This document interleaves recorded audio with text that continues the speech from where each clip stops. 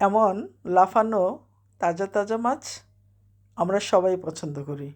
বলুন তো কার না পছন্দ? আর এমন লাফানো তাজা তাজা মাছ দিয়ে খেলাধুলা করতে আমার তো ভীষণ পছন্দ। আমার কাছে খুব ভালো লাগে। আমি এমন তাজা তাজা মাছ দেখলে বালতি ভরে পানি দিয়ে সেই মাছের সাথে খেলাধুলা করতাম।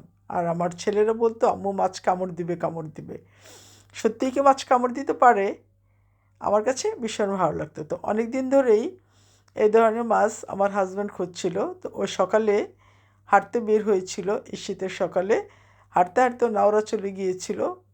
তো নাওরা থেকে ফেরার পথে মাছগুলো কিনে নিয়ে আসছে, তাজা তাজা মাছ সকালে। তো মাছগুলো দেখে ওর ভীষণ পছন্দ হয়েছে। বাসায় নিয়ে আসার পর তো আমার কাছেও ভীষণ পছন্দ হয়েছে। এখানে কই মাছ, শিং মাছ, শোল মাছ ছিল।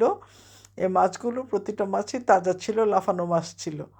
তো এভাবে মাছগুলো নিয়ে আসছি। এখানে শোল মাছ আছে।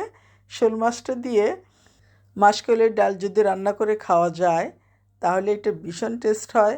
তারপর আছে টাকি মাছ। টাকি মাছটা দিয়ে যদি ভর্তা করানো যায় সেটার তো কোনো তুলোর কথাই নাই, অসম্ভব ভালো লাগে। তাই আমি তৎক্ষণিক ঝটফট বসে তাজা মাছগুলো কেটে নিয়েছিলাম ভর্তা বানানোর জন্য।